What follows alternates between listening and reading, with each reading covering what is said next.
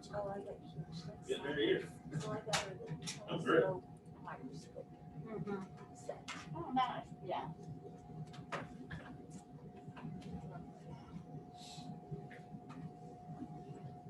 I'm done. I'm done. Mommy, you can get the rest. Yeah. Let's do it. Morning, ladies and gentlemen. I would like to call to order this public meeting of the Board of Johnson County Commissioners on this 10th day of December 2020 at 10 o'clock a.m.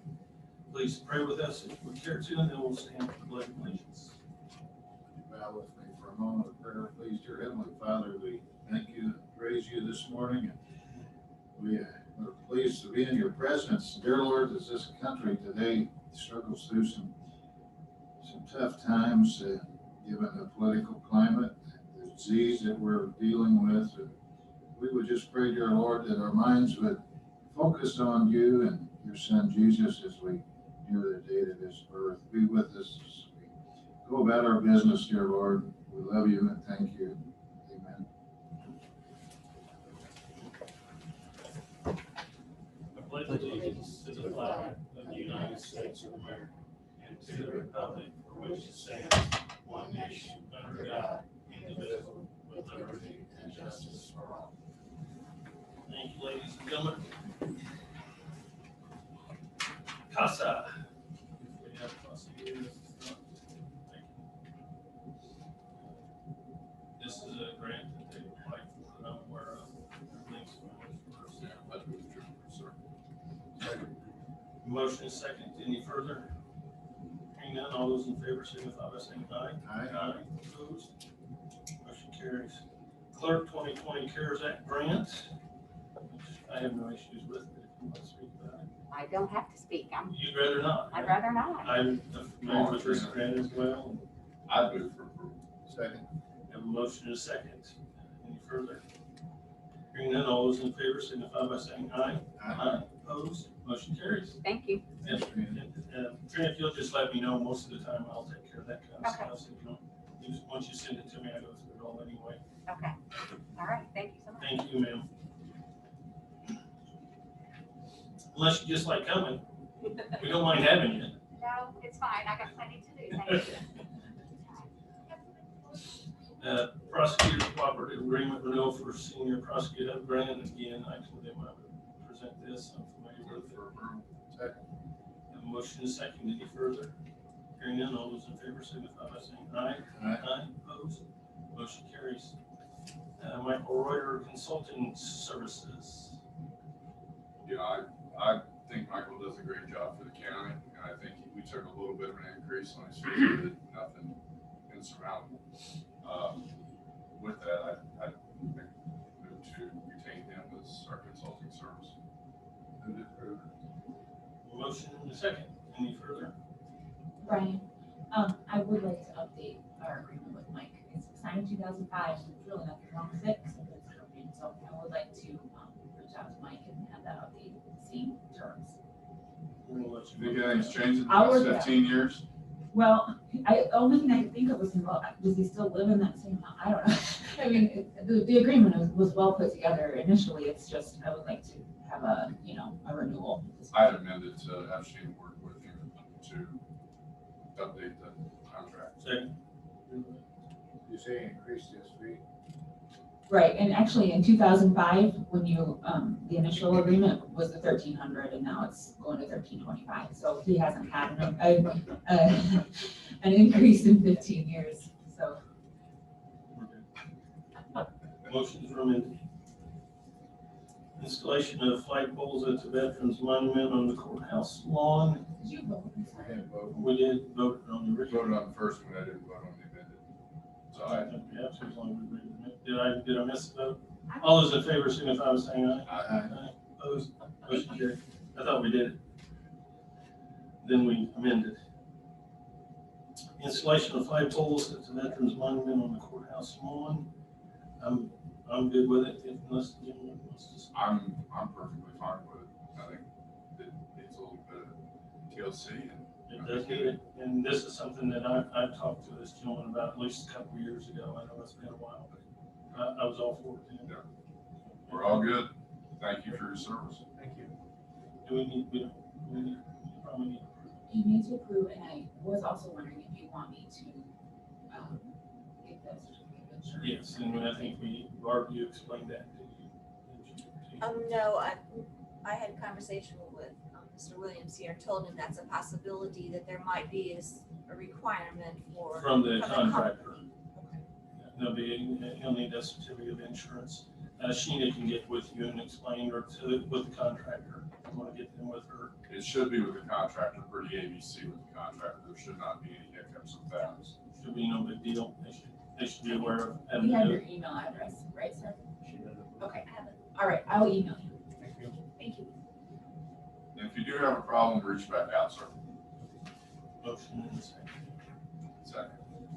Motion and a second. Any further? Hearing none, all those in favor signify by saying aye. Aye. Aye, opposed, motion carries. Commissioners' employee appointments, do we want to go through every one of them? The list is on the, It's up to you.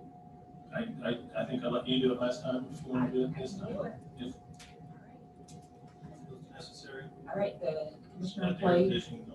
Good. what's that? Let the air conditioning. Commissioners' employee appointments are as follows. Commissioners Chairman, Brian Baird. Drainage Board, Commissioner seat, Kevin Walls. Plan Commission, Commissioner seat, Ron West. County Attorney, Sheena Johnson. Assistant County Attorney, Zach Lang. County Litigation Attorney, Bill Barrett. County Coordinator, Barb Davis. Highway Director, Luke Maston. Planning Director, David Hiddle. Weights and Measures Inspector, Greg Nelson. Weights and Measures Part-Time Inspector, Jerry Napier. Maintenance Director, Jason Miller. Emergency Management Director, Stephanie Seasting. Animal Control Director, Michael Delp. Community Corrections Director, Jason Craney. IT GIS Administrator, Chris Williams. Museum Director, David Pfeiffer. Veterans Affairs Director, Seneca Harbin. E911 Executive Director, Keith Brandt. And Fleet Director, Randy Worden. I would like to make one amendment on that, if we can. Community Corrections Director, Jason Craney. I think we've always waited for the board, the Community Corrections Board, to make the recommendation of retainage on him. We did have a meeting last night. There will be further discussion on that at a later date. So if we could withdraw that, I mean, leave it intact as it is. We can leave his position as it is right now. But I think as far as a 4-year appointment, I really want to draw that back until we make some conclusions at further meetings with that. That would be the only one I would have, and that just happened last time, so. If we can do that, if it can be, I mean, he's gonna still remain in the same capacity It has he no is, practical effect today. so. I think you could still go ahead and approve it. Okay, And if it changes down the road, I just warrant, wanted the other board members to be aware of it, so. You know my feelings. I have the same feelings for 5 years. I'm not gonna change them now, but so we're leaving it as is. Yeah, I think I would just leave it as is, and just the other board members are aware of it now. Appreciate that, sir. Thank you for the update. Motion. To approve? Second. Have a motion and a second. Any further? Hearing none, all those in favor signify by saying aye. Aye. Opposed? Motion carries. The claims, commissioners' minutes. To approve. Second. Have a motion and a second. Any further? Hearing none, all those in favor signify by saying aye. Aye. Opposed? Motion carries. Any public comments? I'd like to hear from Betsy. If Betsy's willing to talk to us. Betsy Swearingen, Director of the Health Department. I'm just here with your friendly COVID update. We went red this week. That's not shocking to anyone. It wasn't a matter of what or if, it was pretty much when. That's how it's been going the last couple of weeks. Our numbers at the testing site are down a little bit since Thanksgiving. We anticipate those will ramp up in the next week or so for the Christmas holiday. We also, months ago, had submitted to take Christmas Eve and Christmas, and then the Saturday after Christmas off at the testing site, and then a repeat of that on the New Year's holiday. But we were told yesterday that that will not happen. We're working Christmas Eve, we're working New Year's Eve, we're working both Saturdays.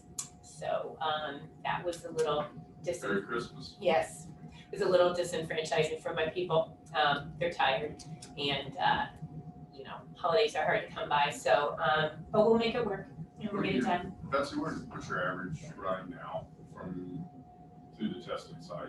Probably, I mean, a rough. I'd say roughly 150 a day. 150 a day. We got a couple days where we did in the 200s, high 200s, and then we've had a couple days at just at 100. So I would say we'll just roughly average 150. And that's consistent whether it's a long day or it's a short day. It's tough to get that many people in on a short day, So that's but basically 6 days a week. 6 days a week. Yep. With obviously the after hours component in it. Yeah. So on a second note, we're partnering with JMH for the vaccination clinic. We will start that next Friday, the 18th. Dr. Mormon and I will work that first shift with the people from the hospital. We agreed to help staff it. That's tough to do right now because we're so short-staffed, but we're looking at hiring some part-time people too for both clinics. And I will tell you, it was it's just a nice just accolade that we can partner with our EMS partners at the drop of a hat, and they can provide EMTs and paramedics for us. So I'm very thankful to Barbersville and White River and Franklin and Arizona. Could I forget? Greenwood. I'm so sorry, Karen. Okay. And Greenwood for giving us employees to help vaccinate at that clinic. So that supposedly will run through the end of the year. It'll be for frontline employees only, and then we should move to the general public at around the first of the year. This is all contingent upon whether or not we get vaccine. So we'll see. Where will the clinic, is it gonna be still at the fairgrounds? No, this clinic, the vaccination clinic, will be in the old emergency department of JMH. Okay. So it's an isolated area with separate entrances, and so it will be very effective. And we're leaning on the hospital because of the cold chain storage of this vaccine. And we just don't have the capacity, and quite frankly, we don't want to bring sick people into the health department, we'll be real honest. A little bit selfish, but that's okay. Well, not having the freezer to do that. Yeah, we have freezer capacity, or we have freezer capabilities, but we don't have the capacity that we would need to hold It's that much. those vials, yeah. Because they come in trays, they call them trays, and it's close to 1,000 doses, and it would be tough to keep that. I guess everybody's got a tracking system. I'm sure the state has a tracking system. Oh, Who's yeah, we could, vaccinated. yeah. I'm just asking, We're gonna- curiosity, sir. Well, This is- how we track now, we use a platform called Zotec. Not a huge fan, not gonna lie. We're also going to be using Zotec for the vaccination clinic. And you would have thought we could have gotten it right from the get-go, but they're gonna continue to use Zotec. Then with the rapid tests that we do, we have to manually enter those into RedCap. So that's the tracking platform on that. So that's where we're at. Just curious. I mean, Any questions? Yeah, I do, Sure. of course. When you have the vaccine available for the general public, is that still gonna be distributed through the health department? Yes. I'm hoping that we can continue this partnership with JMH, that we can help staff it there and they can help us as well, and we can do it as a partnership. Because I had mentioned before that, not to disparage government, but that's typically not the best process when it comes to this kind of applications. I thought having the vaccine available, and not necessarily Pfizer, but the other company that's gonna come on board in a few days also, doesn't require the refrigeration that Pfizer does, that the drugstores and grocery stores that have pharmacies, they're much better equipped to handle something of that nature and mass dosage distribution. Plus, they already have all the particulars on the individual. They know your age, they know what your medical conditions or any underlying conditions are, via the prescriptions that you get. I can just see people lined up out there, for hours on end. It doesn't make sense to try to do it through a singular source. I understand that, and the good news about that is Walgreens and CVS will be providing the vaccine for the long-term care facilities. So that takes a big chunk of the necessary vaccinations off our shoulders. And there will not be anybody lined up because this is gonna be by appointment only. So there will, and that's How many would you be able to vaccinate in a day, in a 24-hour period? By appointment? by appointment, well, let's just go back to H1N1 numbers. On a daily throughput rate on a 12-hour shift, the health department can vaccinate roughly about 975 people. So we're pretty good at what we do when we're able to do it. This vaccine's a little bit different. We think it's different. We have to see it first. We're not exactly sure. And it's a 2-part series. So we have to bring people back, and it'll depend on which vendor it is. If it's Pfizer, it's 28 days. If it's Moderna, it's I believe 21 days. So that throws a little complexity in it too. But we won't be running these clinics like we normally run a clinic. So we don't think, let me say that for right now. That may change down the road, but as of right now, I think our hopes are 11 rooms, 2 vaccinators, that's 22, roughly about 100, and I think we're looking at doing about 175 a day. And then there's been obviously discussion, I think, with your appearance on the news and in regard to business shutdowns or more restrictive measures on business, and you know where I'm at in that regard. So I'll not go through that again, but I'm kind of a common sense individual, and if you look at where we're at today with the spread of the COVID virus, and it's an exponential spread. I mean, it's pure mathematics anyway for those who want to look at it in that regard, and that gets into herd immunity. But through the last, I'll say for sure the last 90 days, that I think you've seen a huge response by the public for wearing a mask, for social distancing, for limiting participation in gatherings, and all of those things that everybody's espoused. And this thing continues to blow up. That ought to tell you something, that mask and social distancing and limited gatherings and all of that, not working. It's not going to stop the spread of it. The only thing that's going to stop it, as we know, is one, the vaccine, of course, will help in that regard, but herd immunity. Once a critical number of people acquire the virus, and then it begins to implode on itself because there's not enough people to continue to spread it in a vast quantity. So why do we continue to push these insane restrictions on the general public, and especially in light of if you take people from 60 down in age, there's minimal impact on them this virus has, especially mortality rate.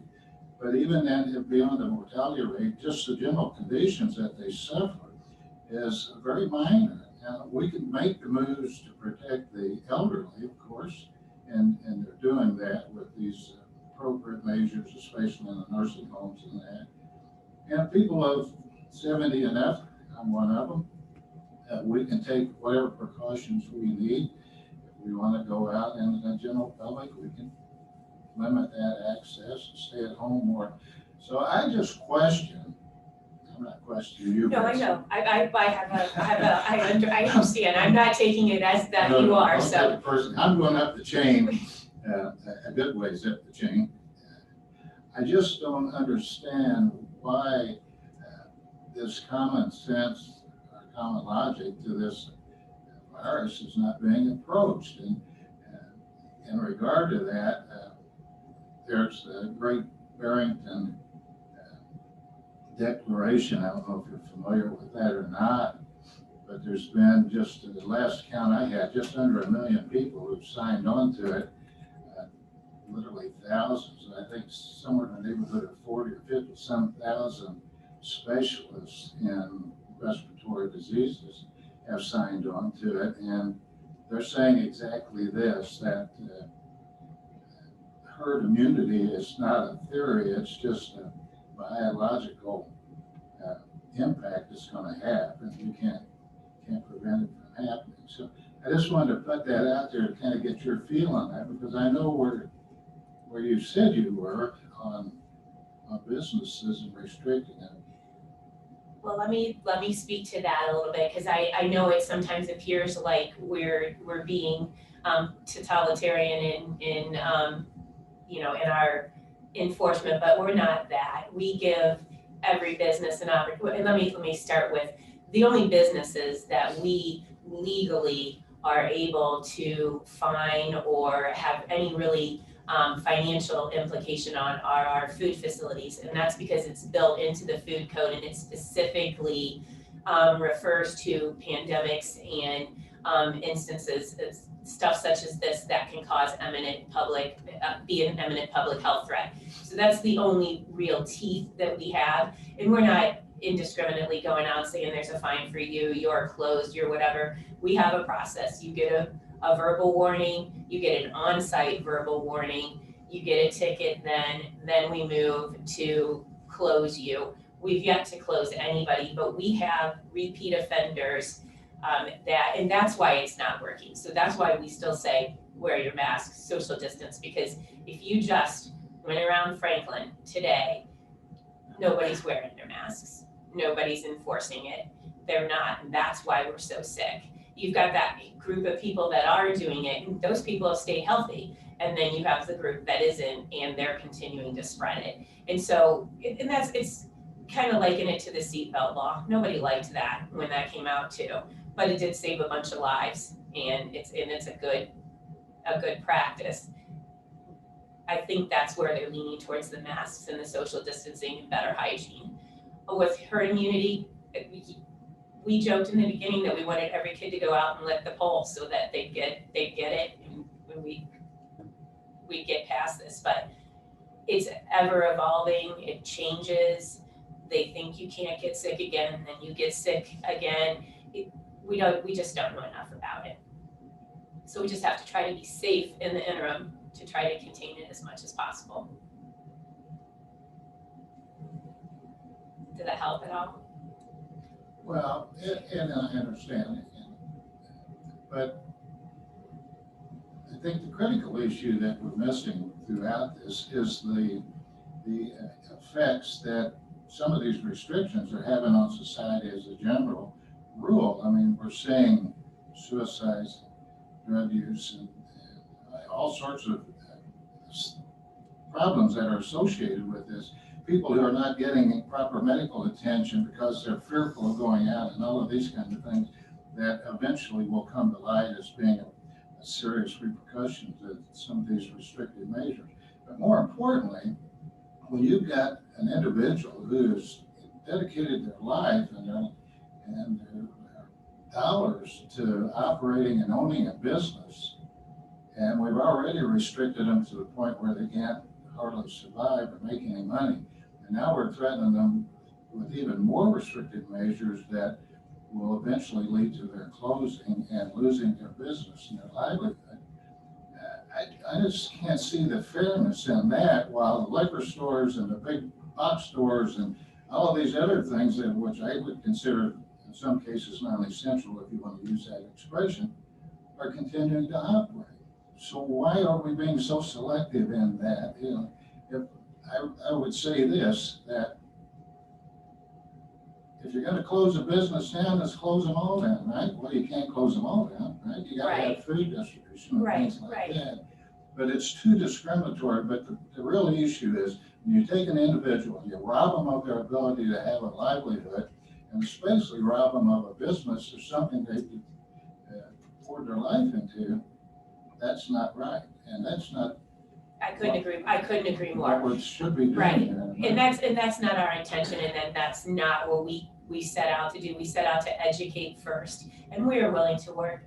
The worst thing right now is these large group gatherings. Trust me, I've become the soul crusher of every bride in Johnson County, and it's a terrible position to be in. So we try our best to work with them to be as safe as possible. It isn't our intention to not allow them to get married or to close the venue down so that they can't have that, but we do have to be thoughtful about it, and you have to consider the repercussions from that, and that's what we do. The health department isn't out to destroy small business or any for that matter. And trust me, on these big box stores, we're going round and round with them. We've been in touch with their corporates, and they're big enough to take the hit if they have to, and they should know better. And we're doing that too. So we're not in the business to try to destroy people's lives or to destroy their livelihood. We just want them to be as safe and smart as possible. But we are destroying them. I can point to a few that we destroy. I just want to air that again. I just would like, and I know you. It's You're not good- it's you're not good. me. I'm not the one that Yeah, I set know, the you're policy. good. I'm just the one that's You're a stuck good person, enforcing it. So and I love you dearly. I understand Thank you. that. And I know you'll go out of your way to be as thoughtful and lenient as you can. And I'm speaking more in general terms, you understand that. But I would hope that we would never close a business in this county. we haven't yet. So it's not our intention. We'll work with them till they get it right. Thanks, Nancy. Any further? So I think I well went over my 5 minutes. Sorry about that. Well, you stayed in your 5 minutes. And Commissioner West has the ability to go over 5 minutes. General public. That's right. Anything else? I'm gonna make a couple comments. You know, Commissioner West, I fully understand where you're coming from, and I do understand, you know, the impact it has had on the small business. I think Betsy and I think everybody is trying to move forward in a safe manner. I don't think they're trying to shut the businesses down. I mean, yeah, you can cite things of people not wearing masks, and that's their due right. You can also cite people that do wear masks, and it does protect, and it helps with the spread. That is a proven fact.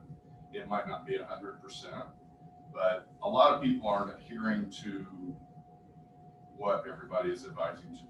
You know, you want to get together with your family. It's been an instinct of mine for 60 years. I had to give it up this year. And in all truth being told, my whole family has had this. We went through it, and I've got 30-year-old kids that suffered through this. It did not put them in the hospital, but it was an unwarranted suffer. It did put me in the hospital, and I did recover. It is a real issue out there, and I think if people it's hard. I mean, I agree, it's hard. Do I want to wear this everywhere I go? Do I want to have a conversation? No, I don't. You know, have I practiced social distancing? Yes. Do I wear a mask? Yes, as much as possible, unless I'm speaking in public.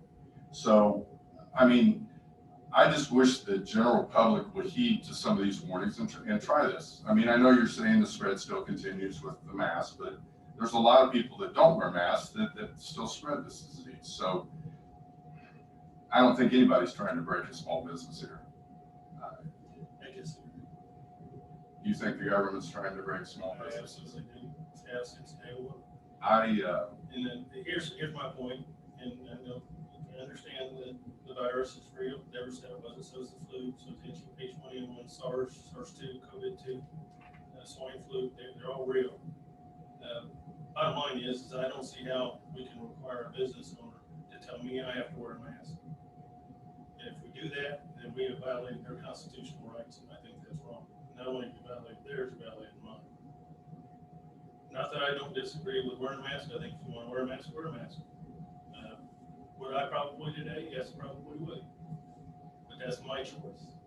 And I don't think that we should put the responsibility on the business owner to tell me I have to wear a mask. That is against the Constitution of this United States. And that's where I have a problem. I don't have a problem with anything else. I have a problem with a business owner being told they have to tell me I have to wear a mask. That is wrong. And if we shut them down for it, I think every business in this country ought to see it. You know? There are some And states, I agree. They are moving toward that. There are some states, I agree, that have gone way overboard on this. I think with our local health department, I think I've seen, my wife is in the wedding industry. And I do feel sorry for Betsy because she has to deal with this. And it is a soul crusher for some of these brides. It's the one day you plan for your whole life and you have all your friends and family want to come and it's devastated down to 50 people. It is devastating to them. I've witnessed it firsthand. And I do know firsthand that Betsy has worked with these brides and went through safe avenues to let them enjoy their day as much as physically possible. Change the requirement. It's the requirement. But some of the businesses, when you walk in, if they require you to wear a mask, I guess that would be your personal right not to. But patronize that you business. got the government forcing them to tell me to wear a mask. That is wrong. That's where I have the rub. That's not their responsibility. They should not have to be held accountable to that. The people who come into that business have the right to come in there and do business just as well as anybody else. I'm not saying they can't tell them, hey, we want you to wear a mask. That should be their choice.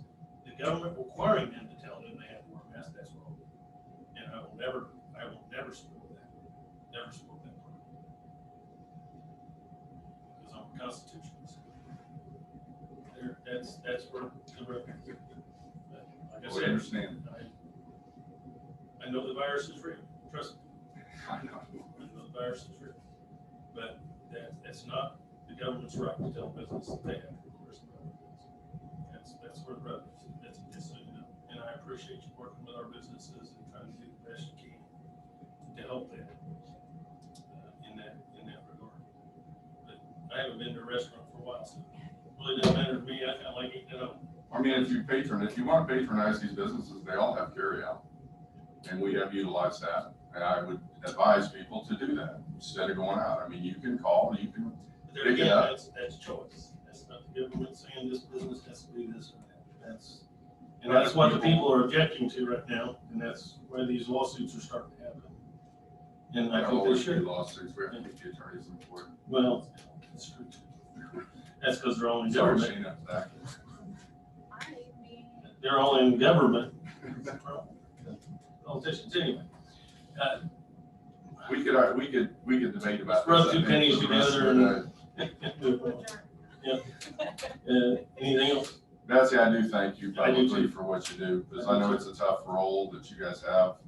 I appreciate the effort. I know you, a lot of long hours, a lot of phone calls after work, because it's not an 8 to 5 job. No, it is not. It is not. So I'm glad you're partnering with the hospital. I think if you collaborate with them, that's been very good. So, It's good for the county. yeah. Let's